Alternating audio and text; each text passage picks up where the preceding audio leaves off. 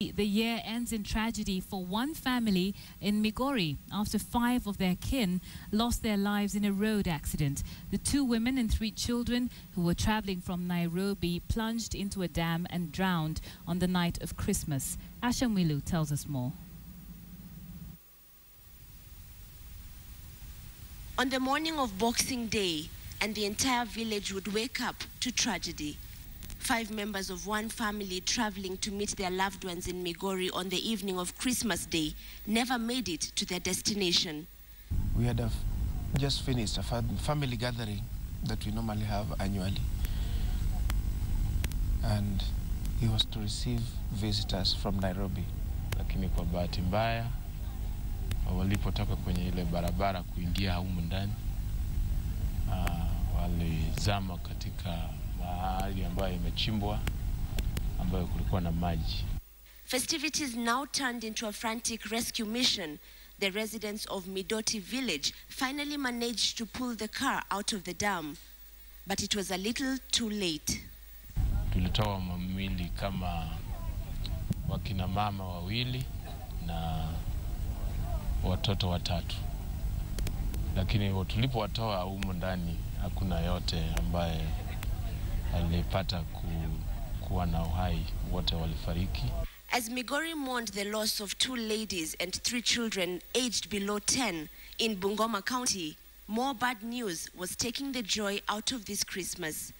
A suspected drunk driver speeding along the Mumias Bungoma highway had lost control of his vehicle, plowed into a crowd, killing 2 people and injuring 5 others.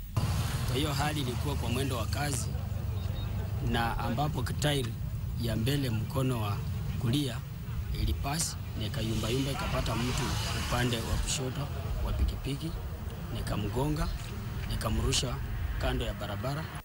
In the last 5 days, at least 14 deaths have been reported from road accidents.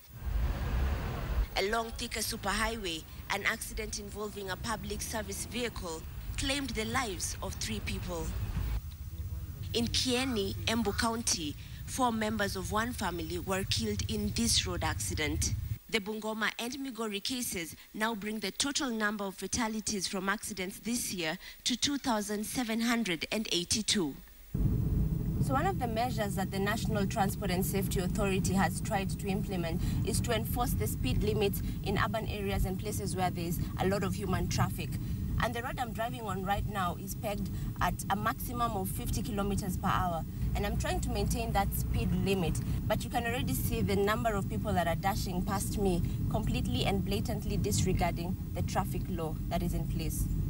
In Embu County, drivers speeding on the highway had their trip cut short as NTSA officers alongside traffic police conducted an operation along the Meru-Nkubu highway. Na ile makosa ilikuweko ndio hayaccept, lakini naye kashi mbili ilikuweko, lakini kuwekwa mpaka saa hii na bado niko safari nyingine ya kwenda, hiyo ni makosa kubwa sana. Sisi wote ni Wakenya na tunapaswa kujua ya kwamba hii ni nchi na nchi ni yetu. Despite these new measures seeking to reduce the number of road crashes in Kenya, families like this one in Migori will not get to see the new year. Asha Mwilu, KTN. Some very unfortunate incidents. Our sympathies, of course, are with the families of those that were lost. The Catholic Church has reignited the conversation on the controversial tetanus vaccine. Catholic Archbishop John Cardinal Njue launched a fresh push to have the government expedite the findings of 2 commissions that were set up to determine whether the tetanus vaccine does indeed contain traces of contraceptives. Here's KTN's Edith Kimani with the details. The Catholic Church is proving unrelenting with its call to determine if a tetanus vaccine being administered to Kenyan women can indeed cause sterility. Cardinal John Njue says the issue is too important to be swept under the rug. Let it be heard and let it be understood. The way the things are, definitely there is more than meets the eye. And we would like to ask those who are concerned to put the cards on the table.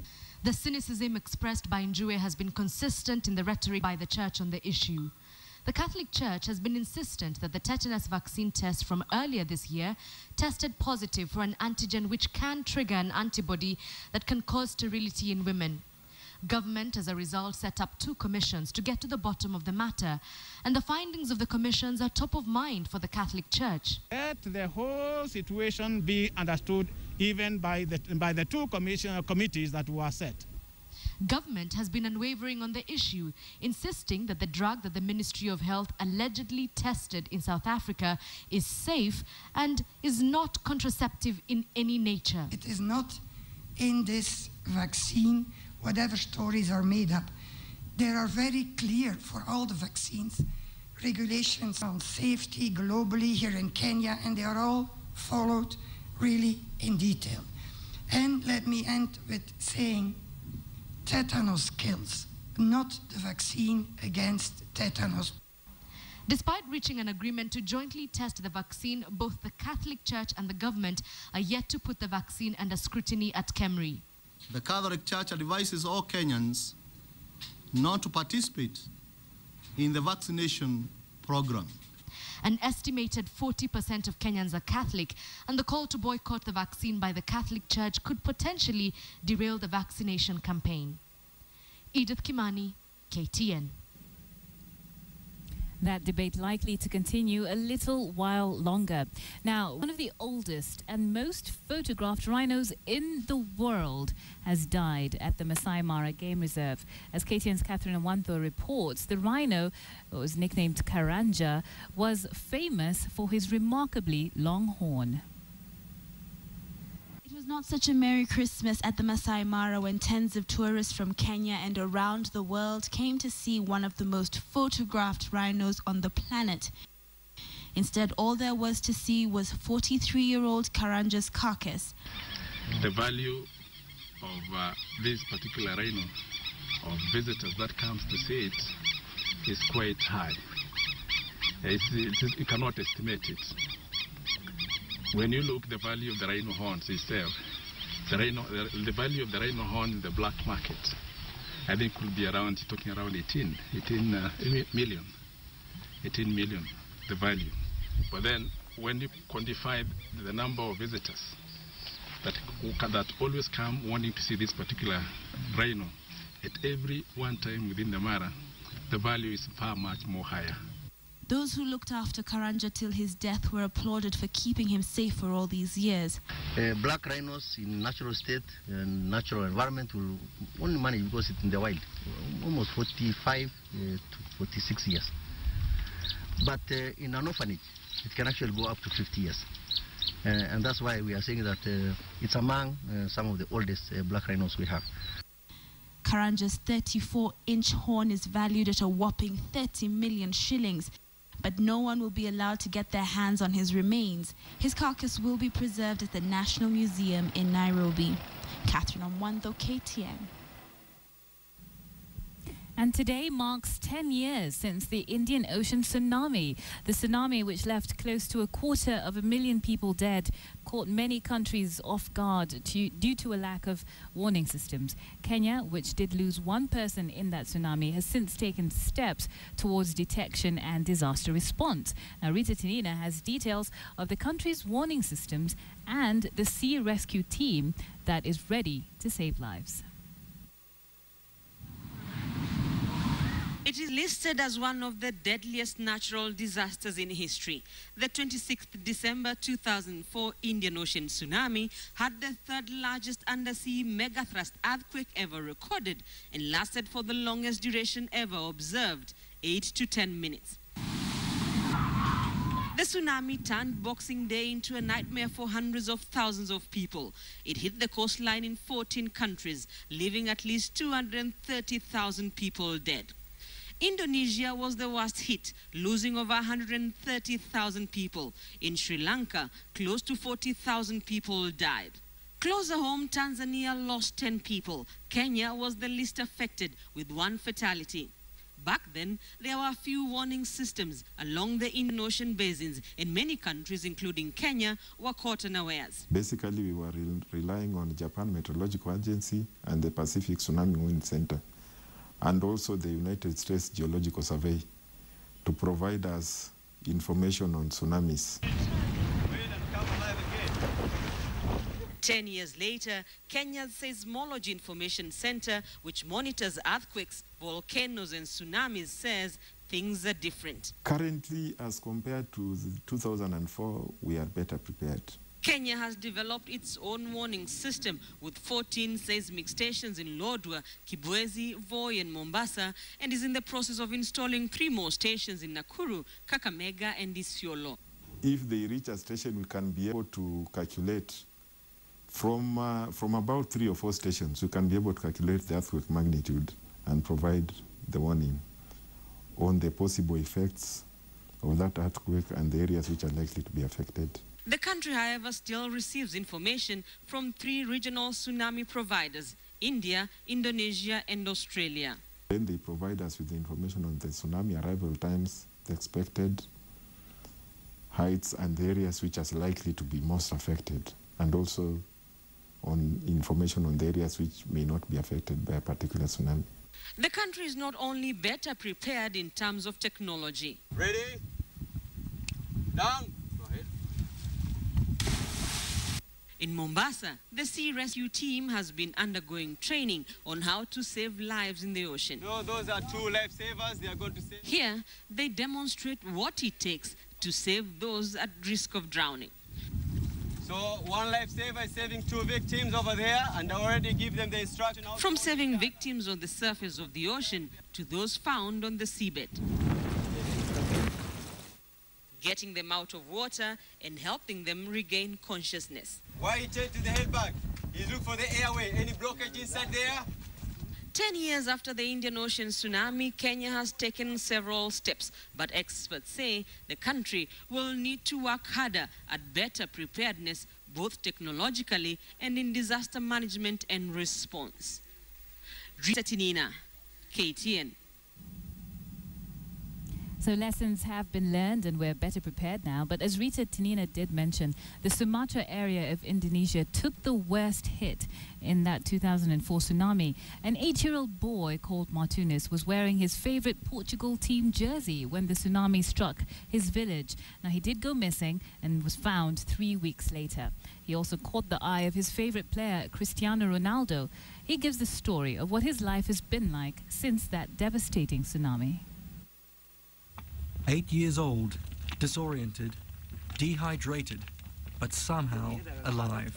Martunis was one of the last survivors found 3 weeks after the tsunami wiped out his village on Boxing Day 2004. He'd been playing soccer on the beach that day. 10 years later, he's back. Soccer has always been a part of my life. He was wearing the red and white jersey of his beloved Portugal football team when the tsunami struck. A shirt he still has. I was wearing this shirt for 21 days in the sea. Pictures of the little boy in the football jersey touched millions around the world, including the 8-year-old's favorite player, Cristiano Ronaldo. I see him as my adopted father, and I'm very happy that he sees me as his adopted son.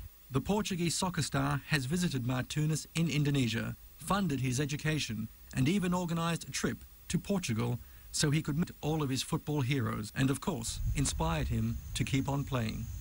When Martunis was found alive, he became a symbol of hope in a region that desperately needed some. 10 years later, he's been through a lot, but one thing that hasn't faded is his love of the game.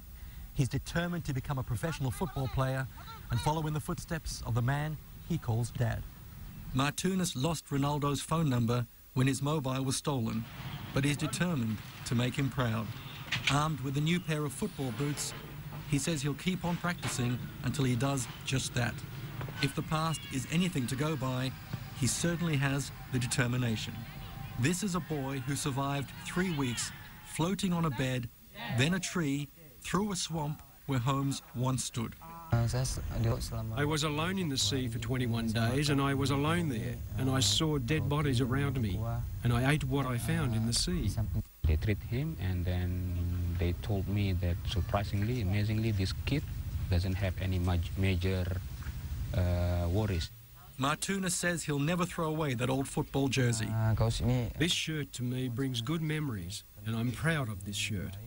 It represents not only how life once was, but also new beginnings. In Banda Aceh, Indonesia, Steve Pennells, 7 News. Remarkable. He survived 21 days on the sea. Let's go closer to home now, as many celebrated Christmas and Boxing Day. Not all was well in Sango Umoja Estate in Nairobi. Now, this morning, a woman was found dead in her neighbor's house under mysterious circumstances. Dorcas Wangira tells us the details. High noon at Umoja Estate in Nairobi. Curious residents peer into a corner door 3 stories high. At first, there are visual reminders of Christmas that lead to the scene. The lifeless body of their neighbor, blood splattered on a lone chair inside, the blanket that covers her, and on the floor. This leaves them bewildered, many speculating, questioning what could have really happened. The deceased, a woman only identified as Njeri, according to neighbors, was fine on the day of Christmas. Jana niliona Njeri ilikuwa kitu saa 10 hivi.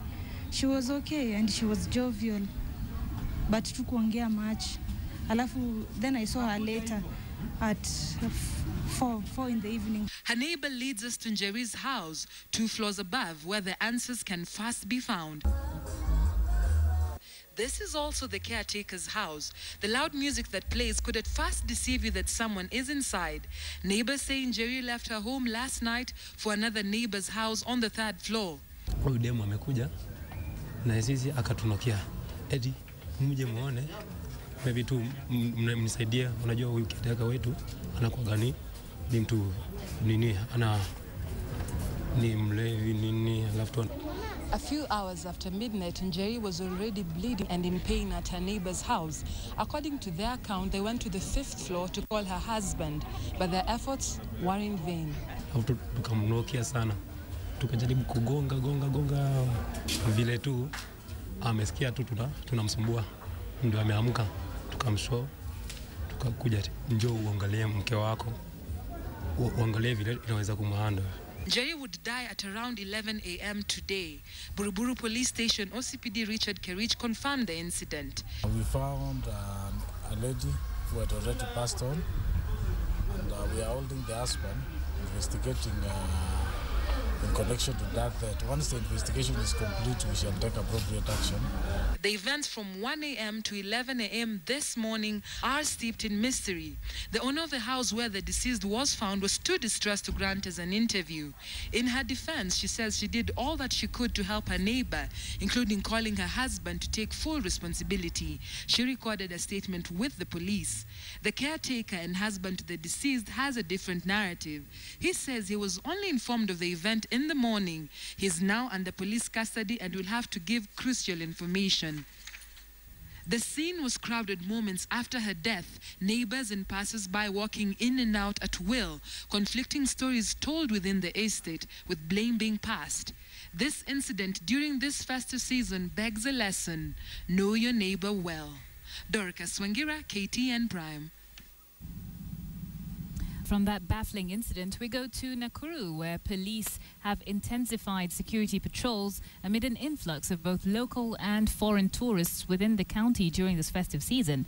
Nakuru OCPD Bernard Kioko says that a contingent of police officers from the administration, regular police and prison officers have been strategically positioned to assure residents of their safety both day and night. He noted that the operation, which already has 120 officers manning the central business district, targets major roads, supermarkets and crowded places as well.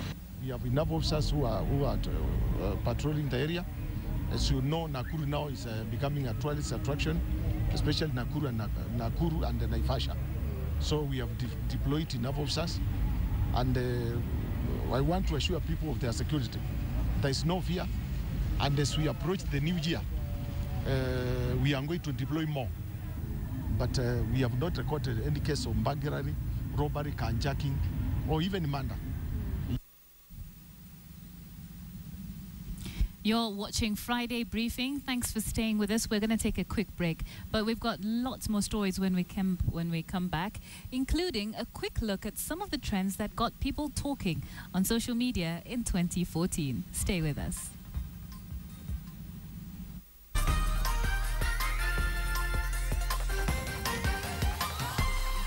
here's a question. Which of the traditions that your community practiced 100 years ago do you still observe? Well, in Namibia, layers of petticoats, puffed-up sleeves, embroidered blouses, and horn-shaped hats and the traditional Herero dress mark a century-old tradition guarded by the women of the tribe. Take a look at the following report. Layers of petticoats, puffed-up sleeves, an embroidered blouse, and a hat meant to look like horns. Felicity is donning the distinctive traditional Herero dress. She's attending a wedding in Ovitoto, a village in Namibia, and all the women are wearing these heavy outfits. To show that you are a Herero woman, you have to wait. It's a must to us, especially if you are married. Those half naked is not allowed. Every time, if there is, whether there is a wedding or whether there is an occasion or whether there is something, you have to wear it. The patterns and types of cloth have evolved, but Herero women have been wearing the same style of dress for a century. It appeared after the German colonialists quashed a rebellion, killing more than 90% of the Herero population before the First World War. The survivors imitated their Victorian style, but with a few tweaks, like the hat, a symbol of the Herero's most precious asset, their cattle. I think it's a response of saying, like any people who have been subject to severe genocide, attempt to exterminate them, they pull into a very defensive and very proud and very specific cultural mode, and they'll still practice that wherever they go. So even if they're in Botswana, they're still wearing the full Herero dress. The older women wear the dress all the time, even in the city while working. But the younger generation only don the heavy outfit as a show of respect for weddings, parties, funerals, and Herero Day. Today's a day where you should have fun. You should be free, you should wear whatever you want, you should mix in. And tomorrow is when you're supposed to wear the dress and so forth, yeah. Because then the bride is leaving, things go sad and all of that. It's mostly the eldest ladies wearing it. Unfortunately, because of the way the world changes, young ladies have to go to work, and so they don't wear it regularly. On the second day of a Herero wedding, the bride is paraded, hidden in front of both families. It's also the occasion for some teenagers to wear this dress for the first time, a sign that they're becoming women. Herero men, however, don't have any special garments. In this group, women are the keepers of the legacy. As farmers and consumers alike, Kenya's biggest miller is opening its factory. And Mumia's Sugar Company says that it's ready to bridge the production deficit that has seen the cost of sugar hit 125 shillings per kilo over the festive season. Here's Adelaide Changole with more on that story. The price of sugar could fall from tomorrow as the country's largest sugar miller restarts production following a 2-month-long hiatus. Going into this weekend, we should be back to full throttle in terms of crushing cane and producing all the products that we produce, that is sugar, ethanol, as well as generating electricity. The miller closed its doors 2 months ago, along with Western Kenya and Kibos, to undertake what it called routine annual maintenance. However, this created a sugar shortage, which forced consumers to pay between 115 and 125 shillings for a kilo of sugar. And although West Kenya and Kibos have since restarted cane production, they could not bridge the gap. But Mumias insists things will improve once it restarts production. We get into production, that deficit should be addressed substantively. The management says the maintenance exercise, which cost the farm 1.5 billion shillings, was part of efforts to put Mumias back on the recovery path after recording a 2.7 billion shillings loss this year. And they're optimistic about the results. The test run of the factory on Tuesday last week, and the results of that test run were positive. The factory is in good shape. All the equipment is ready to fire. And all our distributors have been alerted to start expecting deliveries of sugar and all the other products going into Sunday, Monday next week. They're not announcement comes amid rumors that what the farm called routine annual maintenance was a front to camouflage the collapse of the troubled sugar miller that has reported consecutive full-year losses for the last 8 years and cost shareholders a staggering 72 billion shillings over the period. According to some workers and investors, the long downtime was proof that the farm had been put under receivership. But the management has rubbished these claims. We want to dispel a lot of the information that has been disseminated out there, that we are closing, that we are not reopening, that we are going into receivership. All that information, I think, has been informed by probably people who do not have an interest in the operations of Mumia's Sugar Company. So just to confirm that we are ready to restart, and going into Saturday and Sunday, we will be operating full throttle. The news comes just days after the miller's credit rating was downgraded for the third consecutive time since 2012, reflecting the farm's worsening financial position. Global Credit Ratings, a firm licensed by the Capital Markets Authority to evaluate the financial strength of listed companies, downgraded the troubled sugar miller's long-term credit rating to BBB 1 year after it had downgraded it from A+ to A, indicating uncertainty over the miller's ability to service its debts. Mumias has been struggling to service its massive debts, forcing it to sit down with 7 banks to restructure its loans as it seeks to ease the repayment burden. Mumias is the largest sugar producer in Kenya, accounting for 28% of domestic production. Adelaide Changole, KTN.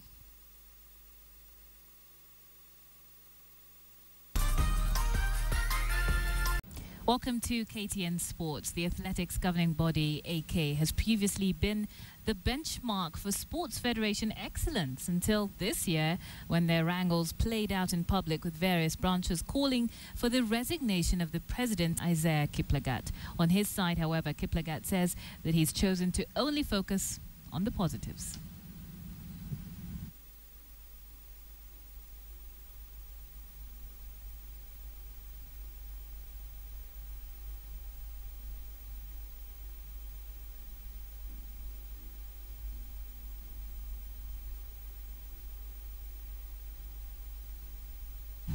We apologize for that mishap.